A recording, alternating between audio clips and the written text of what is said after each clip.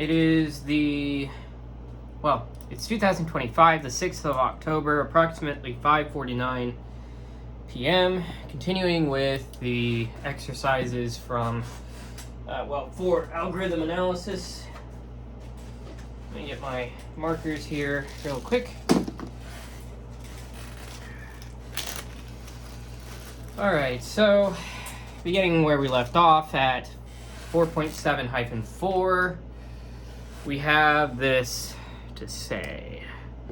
4.7-4. Okay, so we're told to give an example of a function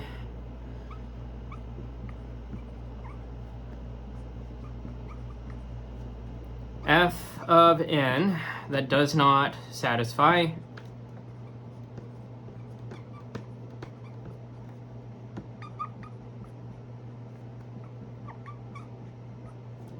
the polynomial growth condition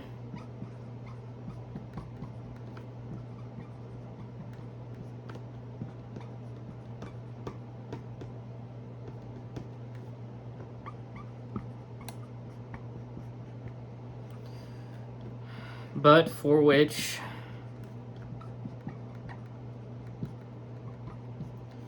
f of theta of n, so it's testing that heuristic, right? So theta of f of n. Okay. Now, if you don't remember the polynomial growth condition, I'll just restate it here real quick.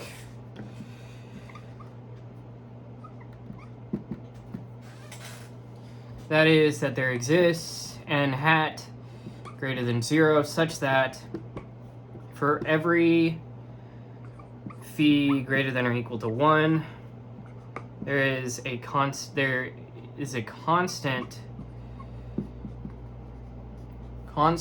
d greater than 1 depending on phi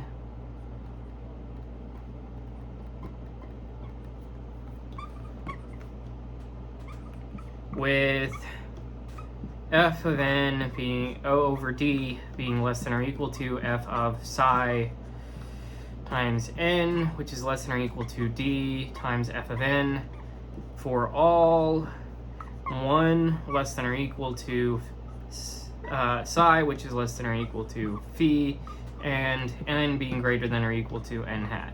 Okay, so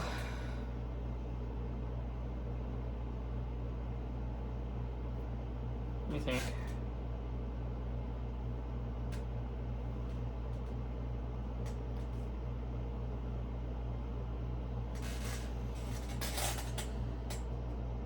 Okay, so I'm going to show you a construction, and then we're going to get into the intuition this time to fully grasp this problem a bit more easily. So, first of all, let's define a piecewise function, a piecewise exponent, so we can define something that we'll need a bit later. So, piecewise exponent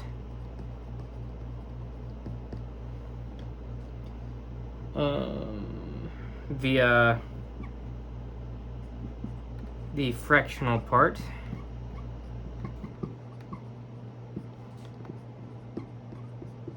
of log base 2 of n to be e of n is equal to the piecewise function.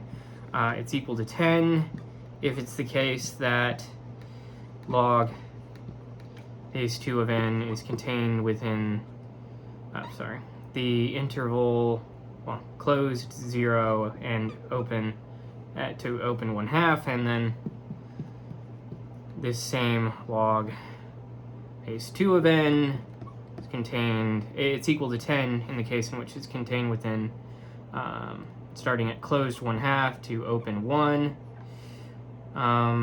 and f of n is equal to n to the e of n. So, and it'll become apparent why I constructed this before discussing the intuition here, as I say the intuition here in a moment. So across each dyadic scale, that being from 2 to the k to the k plus 1, it's closed interval to start, and at an open interval to end, f is a polynomial, but its exponent flips between 2 and 10 depending on where n falls within the interval. Doubling preserves the fractional part of log base 2 of n. So f of 2n is always a fixed constant factor, f of n.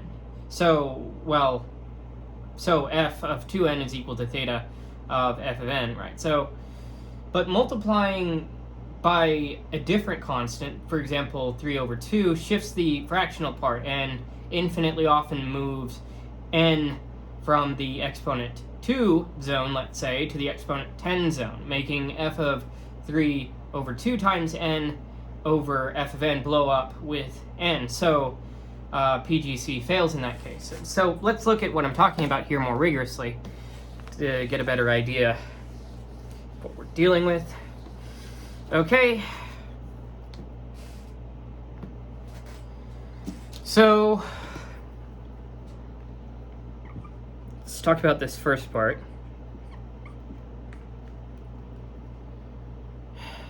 Does not satisfy polynomial growth condition, but for which? Okay, so, well, actually, for which that fails. For which? But for which? No.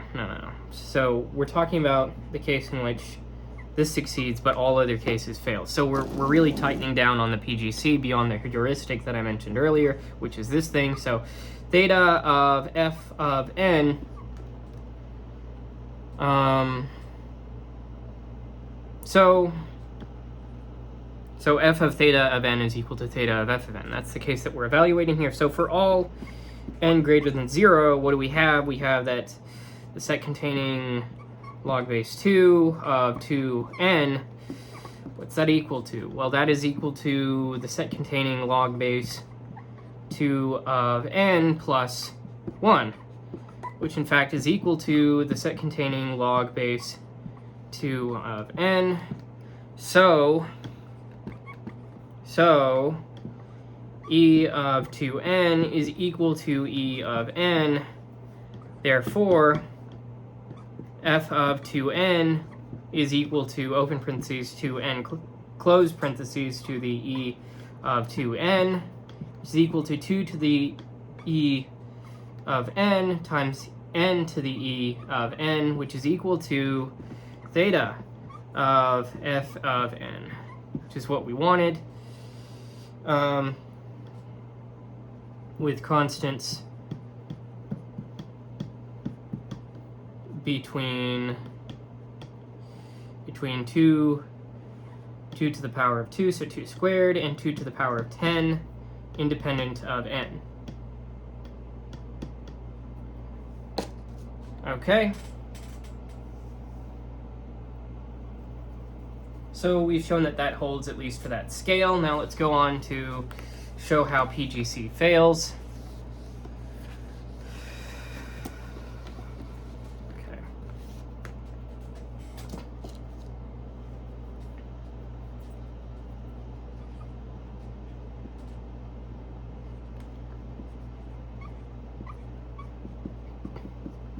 So let's fix psi to equal 3/2. So any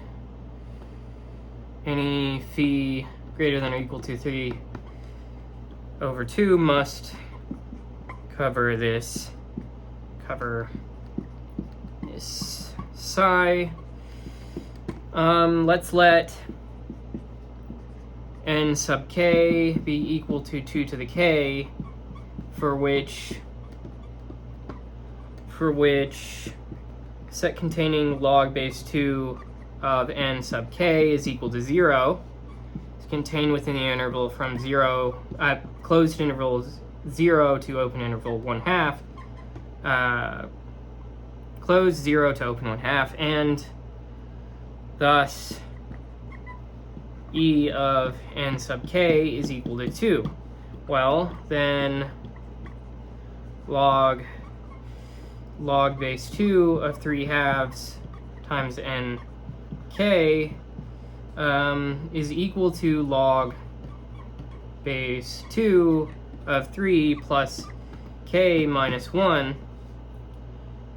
where the fractional part, log base 2 of 3, is roughly equal to 0.585, which is contained within that interval, closed 1/2 to open 1. Okay, so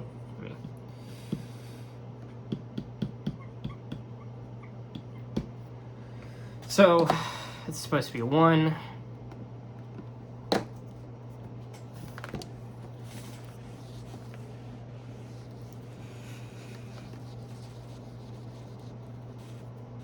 So we can then say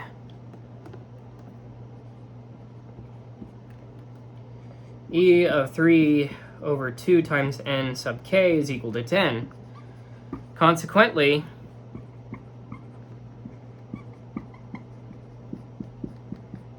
we have that f of 3 over 2 times n sub k over f of n sub k is equal to, open parentheses, 3 over 2 n sub k, close parentheses, to the power of 10 over n sub k to the power of 2, which is equal to, open parentheses, 3 to the power 10 over 2 to the power 10, close parentheses, times n to the power 8 of n sub k, which is equal to theta of 2 to the power of 8k, which approaches infinity as k approaches infinity, which is a problem, right?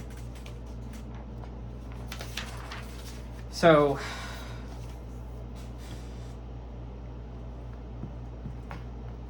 no constant d can satisfy f of psi times n, which is less than or equal to d of f of n for all large n with fixed psi equal to 3/2. So PGC fails. All right. Now let me conclude with something here from what we've managed to abstract from this example, from this exercise, I mean to say, and that is, whoops.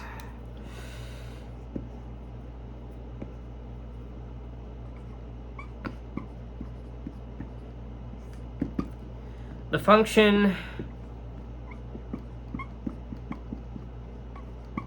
f of n is equal to n to the e of n, mentioned earlier.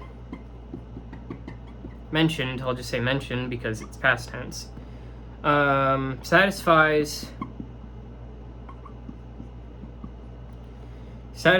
f of 2n is equal to theta of f of n. So it exhibits,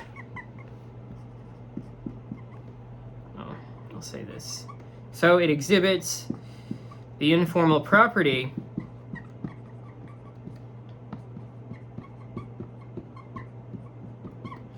f of theta of n is equal to theta of f of n,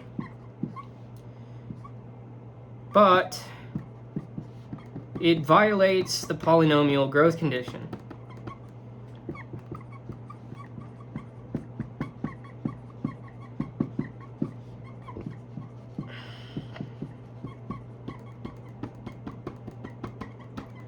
So PGC is strictly stronger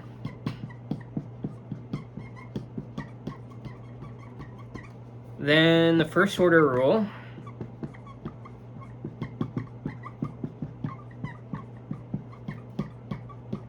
of thumb, aka heuristic. F of theta of n is equal to theta of f of n. Okay, so that's what we'll conclude with for 4.3.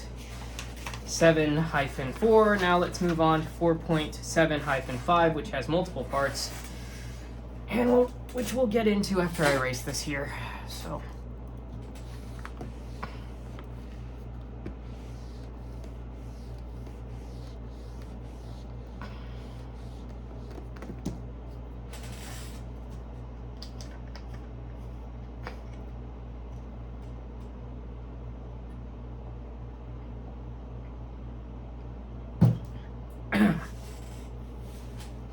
So, for 4.7-5, what we have is that we want to use the Ch4 method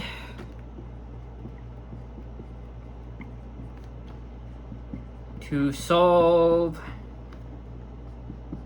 the following recurrences.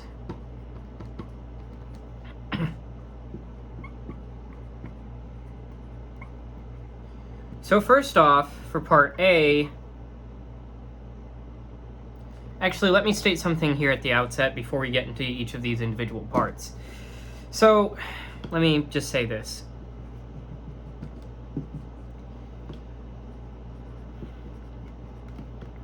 So for a template for Ch4,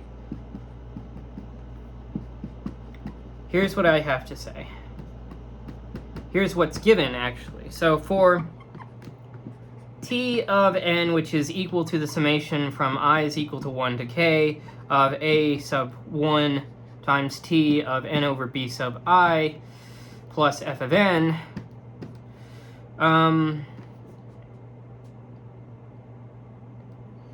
we let P be the unique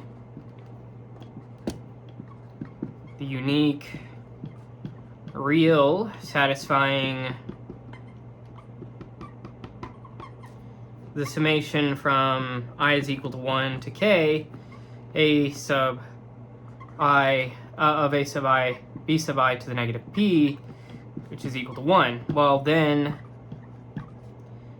t of n is equal to theta of n to the p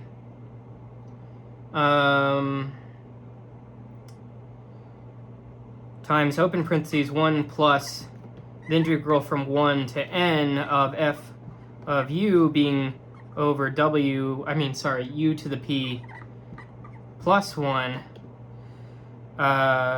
du, close parentheses, when side conditions hold. So let me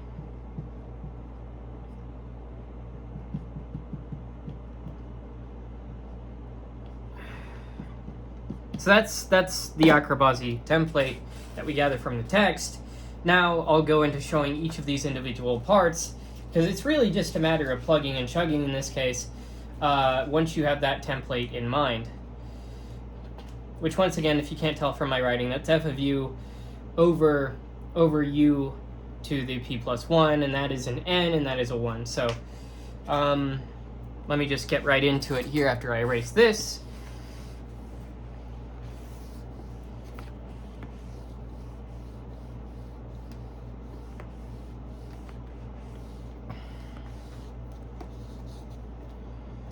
So let's start with A. So for A, what we're given is this, that t of n is equal to,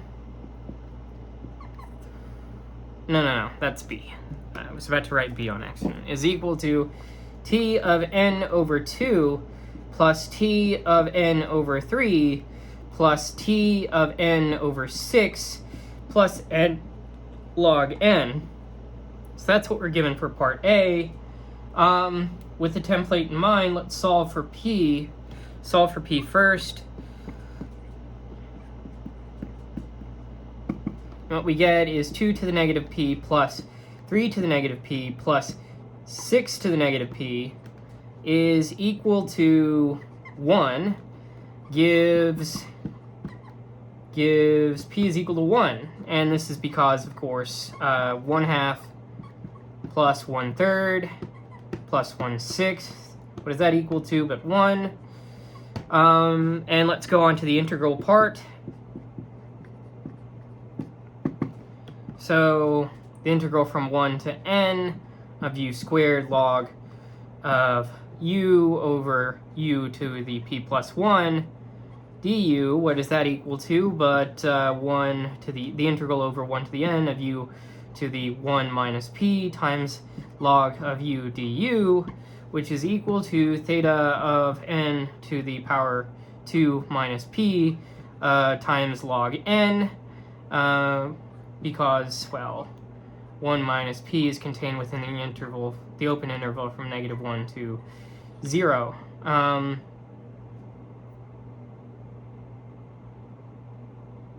Hold on a minute. I just realized I transcribed the integral for part B whenever I was meaning to talk about part 1 here. So let's go back. So yes, I did get this part transcribed correctly, but the integral from 1 to n of u... No, I didn't get that right. Goodness. Okay, so this is actually the integral from 1 to n of u log u over u squared du. Okay, so which is equal to the integral from 1 to n of log of u over u du, which is equal to theta of log of open parentheses log n close parentheses squared. So t of n is equal to theta of n open parentheses log n close parentheses squared. Okay, so that's it for part A. Now let's move on to part B, where I can discuss what I mentioned earlier there more appropriately.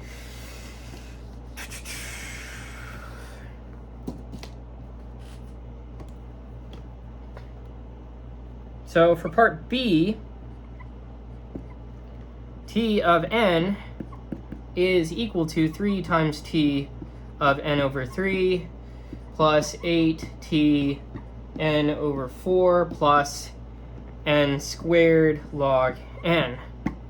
And we're told to solve for p. Well, no. We have to solve for p because that's our prerogative here in solving these. But p is such that 3 times 3 to the negative p plus 8 times 4 to the negative p is equal to 1. That has the unique root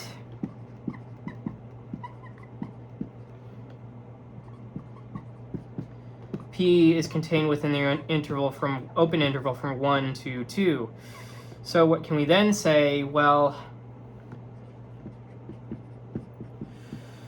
integral, let's look at the integral more closely here, from 1 to n, u squared log u over u to the p plus 1 du. What's that equal to? Well, that's equal to the integral from 1 to the n of u to the 1 minus p times log of u du, which is equal to theta of n to the power 2 minus p times log n, which now we can say is because 1 minus p lies in that interval from -1 to 0, which we gather from what p is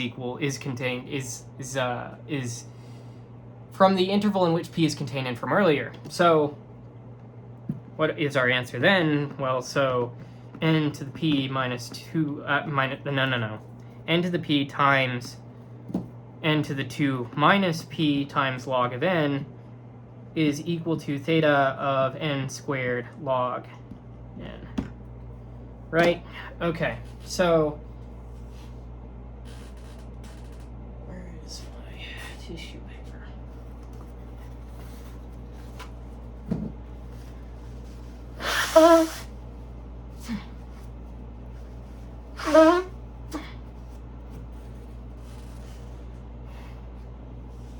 Okay. So now let's turn to part C. So for part C, we have that t of n is equal to 2/3 times t of n over 3 plus 1/3 times t of 2 times n over 3 plus log of n. Okay, so this is an interesting one. We'll have to rewrite t of 2n over 3 to equal t of n over 3 over 2, and we'll see why here in a minute. So a sub 1 is equal to 2/3. You see, now we can extract these more easily. B sub 1 is equal to 3, and a sub 2 is equal to 1/3. B sub 2 is equal to 3/2. Now we can solve for p. So we have open parentheses 2/3 times 3 to the negative p plus open parentheses 1 over 3 close parentheses times open parentheses 3 over 2 close parentheses to the negative p is equal to 1, has p is equal to 0 in this case if we plug all of that in, right? So just plug all of that in and you'll see what I mean if you can't see it clearly already. And actually for the integral here,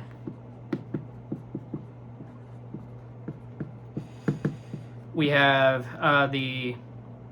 from 1 to n of log of u over u to the power 1 du is equal to theta of log of open parentheses log n squared. So let me see here.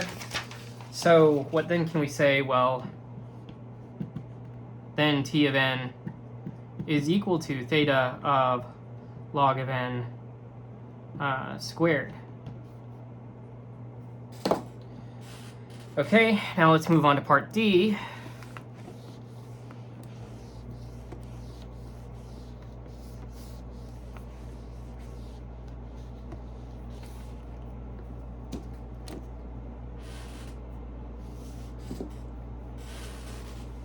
So for part D,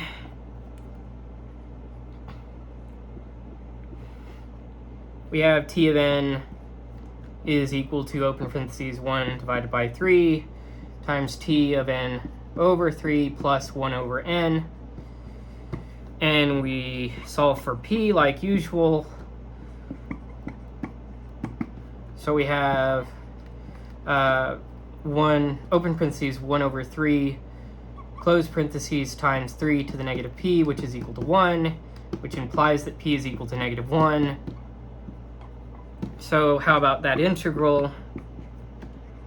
Well, for the integral, 1 to the n of 1 over u, the integral from 1 to n of 1 over u to the p plus 1 du is equal to the summation from 1 to the n of 1 over u du, which is equal to theta of log of n. So n to the power p times open parentheses 1 plus theta of log n close parentheses is equal to n to the negative 1 times theta of log of n. So t of n is equal to theta of log open parentheses log n close parentheses over n. Okay, so that's it for part D. Now let's move on to part E here in a moment. Give me a moment.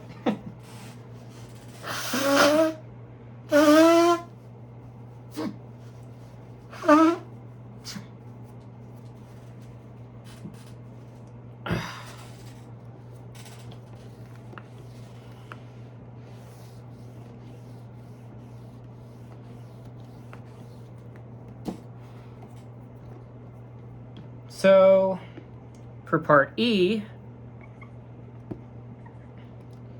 we have t of n is equal to 3t of n over 3 plus 3t of 2n divided by 3 plus n squared. So this is like that other case where we rewrite previous two, about 2 cases ago. So t of 2n over 3 is equal to t of n over open parentheses 3 over 2, with a sub 1 being equal to 3, b sub 1 being equal to 3, a sub 2 being equal to 3, b sub 2 being equal to 3 over 2. Okay, now let's solve for p, 3 times 3 to the negative p plus 3 times open parentheses 3 divided by 2, close parentheses to the negative p is equal to 1, gives us p is equal to 3. We can actually check that because 1 over, and we could check all of this, but I'm just mentioning this in particular. 1 over 9 plus 24 over 27 is equal to 1, right? So moving on to the integral part,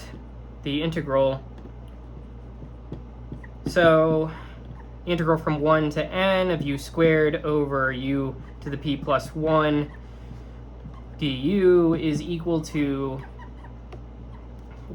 the integral from 1 to u of u to the negative 2 du, and that gives us, well, this is actually equal to theta of 1, so our answer is that t of n is equal to theta of n cubed in this case.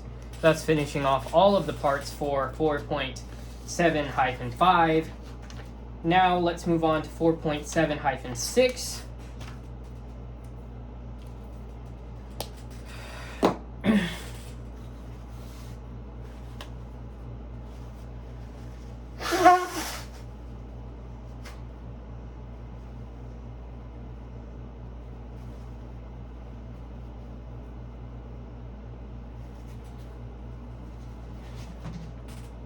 So for 4.7-6, we have what? Well, let me get into that.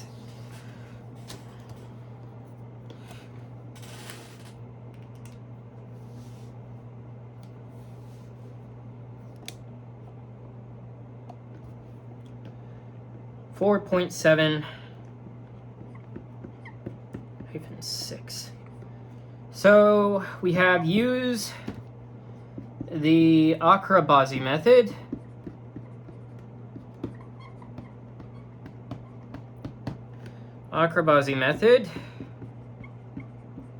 to prove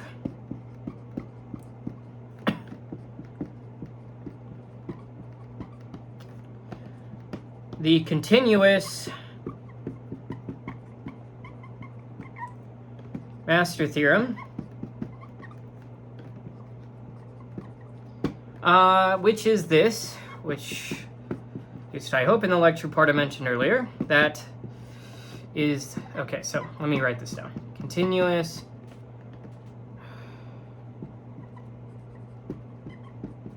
master theorem. So let P be equal to log base B of A, then T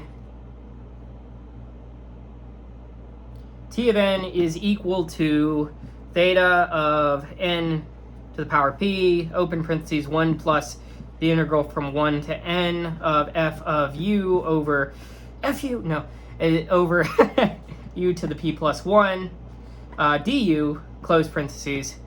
So that's essentially what it's about. That is what it's about, but we can actually state this in a way which is more plain to our case. Well, is more plain to the way in which we sort of proved it in relation to the recursive tree. So let me show that. So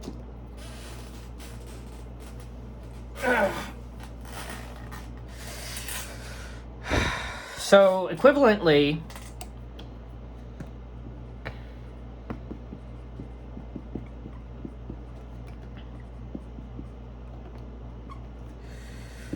by elementary integral estimates,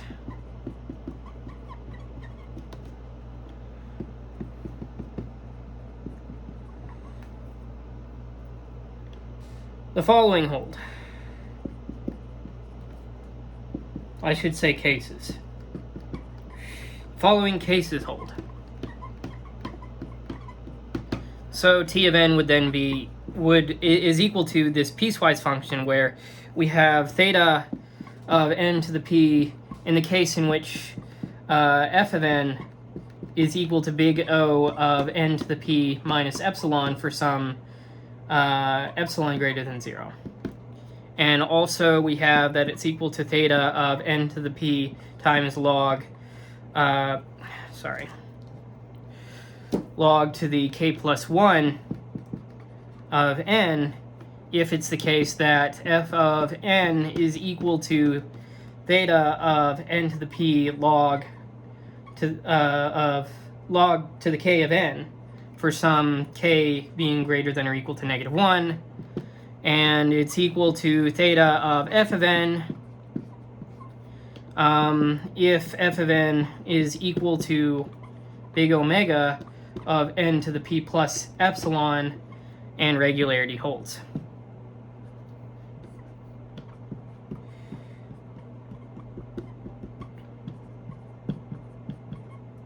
Okay, let me just keep on going here like that. So what then can we say intuitively? Well, the Ashkenazi theorem already gives the exact growth for general T of n equal to the summation from I is equal to 1 to k of a sub I times T of n over b sub I plus f of n, as T of n is equal to theta of n to the p, open parentheses 1 plus the integral from 1 to n of f of n over u to the p plus 1 du, close parentheses, where p solves the summation from the summation over I of a sub I times b sub I to the negative b is equal to 1. So specializing to the single branch case where k is equal to 1 and a sub 1 is equal to a and b sub 1 is equal to b gives the continuous master theorem in one line. So the familiar three-case form allows for elementary evaluation of the integral depending on how f compares to u to the p. So speaking on this more formally, let me get to that. We say apply, well, let's start with apply the Ashkenazi theorem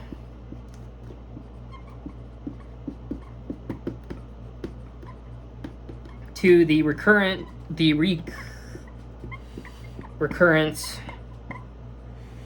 T of n is equal to a times T of n divided by b plus f of n in the case in which a is greater than 0 and b is greater than 1, with p determined by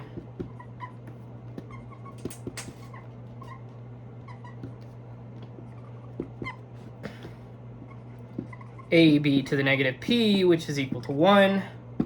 That is, p is equal to log base b of a. Well, then the theorem yields T of n is equal to theta of n to the p, open parentheses 1 plus the integral from 1 to n of f of u over u to the p plus 1 du. Okay. Provided, which we have, provided f satisfies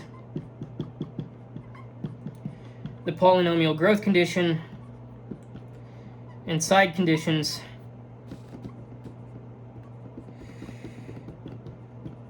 of the theorem, which by the textbook it does, which under the textbook hypothesis it does.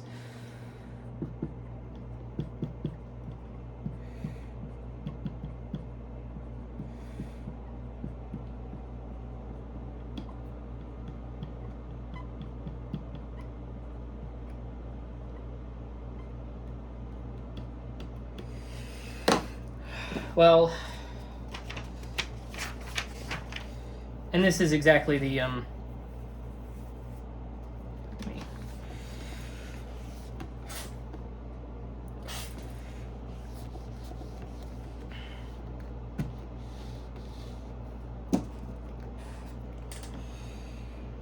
So this is exactly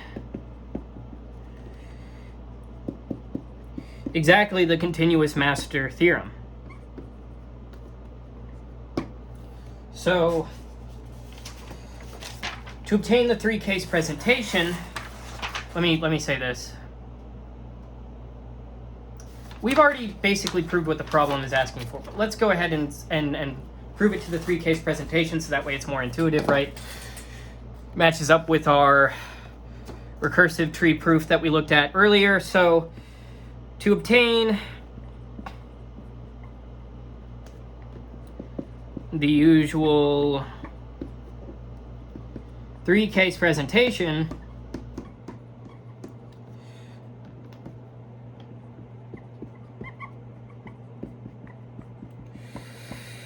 we bound the integral by simple calculus. What do I mean by this? Let me show you. Say simple calculus. I mean, that's not a formal term, but that's fine. So for case 1, f of n is equal to big O of n to the p minus epsilon for some epsilon greater than 0. Well, then for large u, f of u over u to the p plus 1 is equal to big O of u to the negative 1 minus epsilon. And the integral from 1 to infinity of u to the negative 1 minus epsilon du is less than infinity. So the integral from 1 to n of f of u over u to the p plus 1 du is equal to big O of 1. So theta, so t of n is equal to theta of n to the p. Okay, now let's move on to this next case.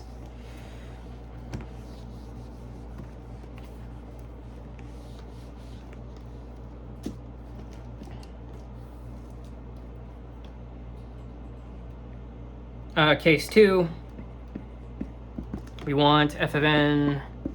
Okay, so let's set up f of n to be equal to theta of n to the p log to the k of n, with k being greater than or equal to 1. Well, what then do we have? Well, then we have the integral from 1 to n of f of u over u to the p plus 1 u to the p plus 1 du is equal to theta of what? Of the integral from 1 to n of log to the k of u over u du, which is equal to theta of log to the k plus 1 times n. Using this convenient fact that the integral of log to the k of u over u du over u, then du, that's what I'm trying to say here, is equal to 1 over k plus 1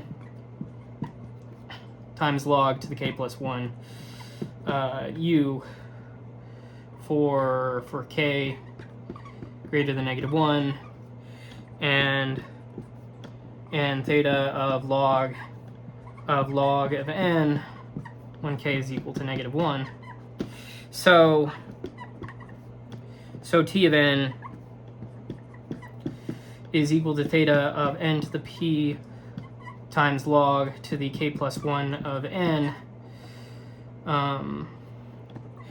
with k is equal to negative 1 case being, this is parenthetical, but I'll write it down as theta of n to the p log of n.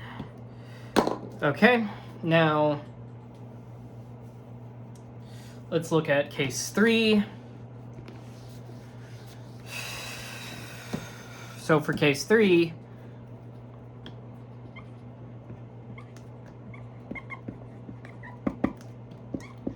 f of n is equal to big omega n to the p plus epsilon, I believe. Yes, n to the p plus epsilon for some epsilon greater than 0, and the regularity condition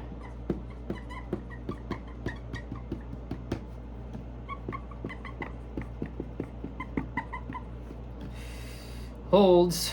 Regularity condition A times f of n over b is less than or equal to c times f of n for some c less than 1. Then for large u, we have that the integral from 1 to n of f of u over u to p plus 1 times du is greater than, well, du is greater than or equal to the integral from n divided by 2 to n of f of u over u to the p plus 1 du, which is equal to big omega of f of n over n over n to the p plus 1 times n, which is equal to big omega of f of n over n to the p, right? So and this is by what we've already established here. So what I mean to say is, let me get to it. So by polynomial growth,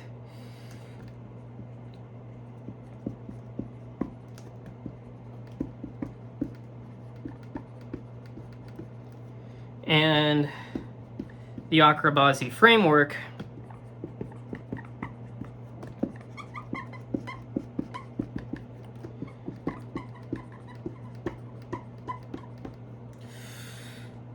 we have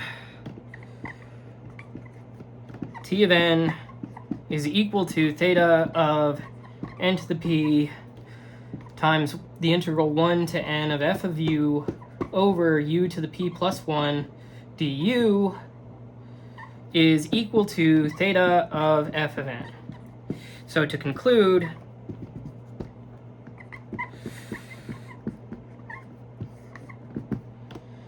the Ch4 theorem, specialized to one branch,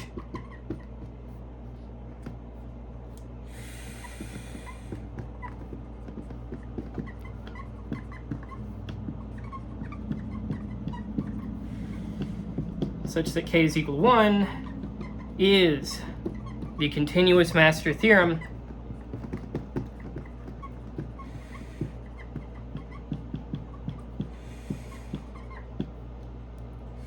and evaluating the three cases, well, evaluating the integral.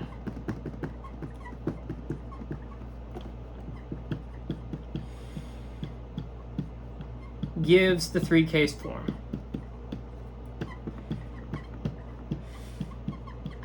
Okay, there we go. And that is it for 4.7-6, and that is it for the 4.7 exercises. We will pick up with the problems for Chapter 4 here in the next one, but that is it for now.